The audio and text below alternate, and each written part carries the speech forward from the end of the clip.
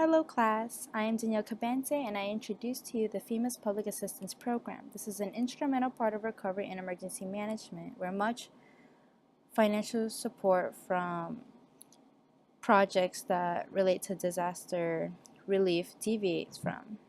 So let's begin.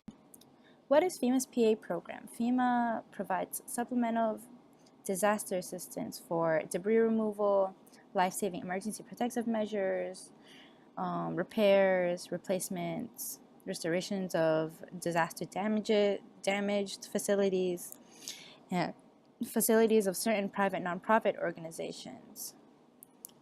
And so they also encourage mitigation measures against, as they rebuild and restore, they also implement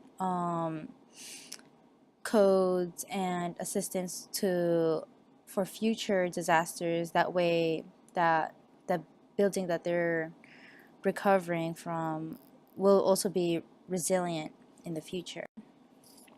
Now the project categories is according to the type of work the applicant undertakes. So this work, there's an eligibility component to what the declared incident is and the type of assistance that the applicant will be getting. So there's two types, emergency work and permanent work. Emergency work are those who are initially products of disasters in terms of clearing the roads and mitigation projects, which fall under the emergency protective measures. For permanent work, these include facilities that need to be rebuilt, that will be long-standing, and as you can see from categories C to G, they cover roads, bridges, buildings, water, parks, all that jazz. Now, who's eligible? The FEMA's PA program provides federal assistance to government, organizations generally, and then certain private nonprofit following a presidential disaster declaration. Now, for these private nonprofit organizations, they usually must demonstrate that the facility that is damaged provides a critical service or provides a non-critical but essential government service and is open to the general public.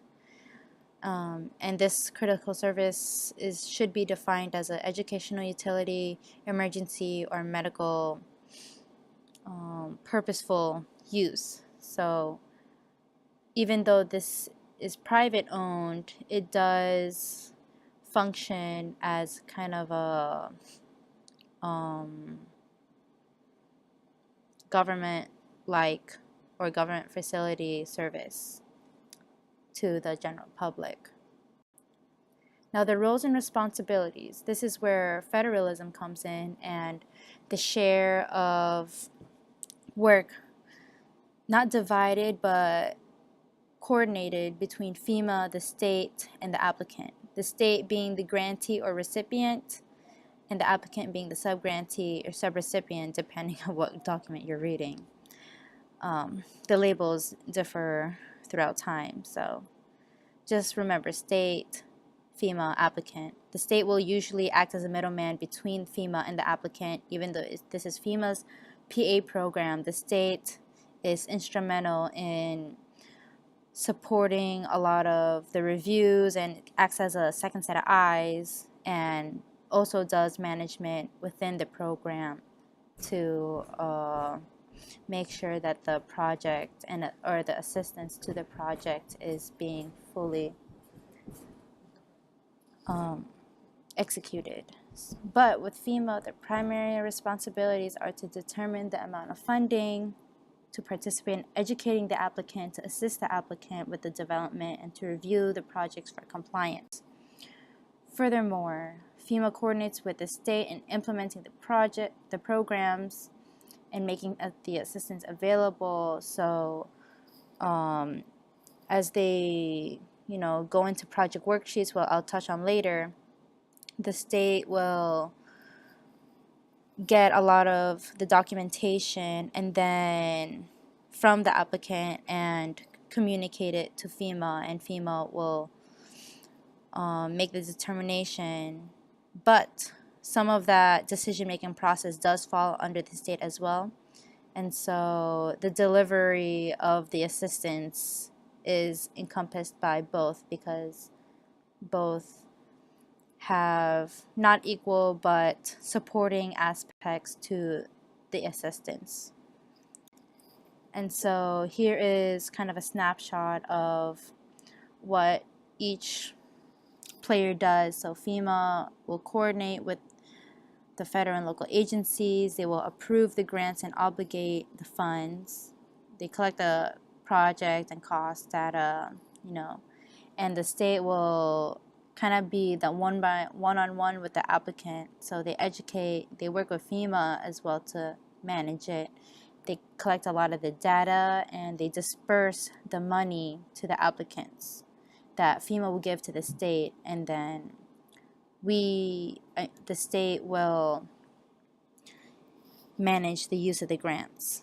And then the applicant will be the requester, and they will identify, they are kind of the initial decision maker in what work is necessary for repair, and they're responsible for providing accurate documentation as well. So the application process is consisted of applicant briefings, requests for public assistance, and the applicant briefings is where they are educated on the assistance available and how to apply. The request for public assistance is the actual paperwork, and the approval, after the approval, the FEMA will also conduct additional paperwork just to make sure that the project is going smoothly, and the damage and project formulation is consistent with the data that they've been presented by the applicant. And so this is a FEMA and applicant coordination, and but the state does fall under the additional meetings, project formulation matter. As I've said before, they are kind of the second set of eyes. Here is a snapshot of the nitty-gritty on who reviews the project, final review, the state, pure definitions of what the state and FEMA does, and the timelines, which are important because the subrecipient has 18 months to complete permanent works, but 6 months to complete emergency work. So, and then for the federal share of assistance, there will not be less than 75% of the eligible costs for emergency measures and permanent restoration.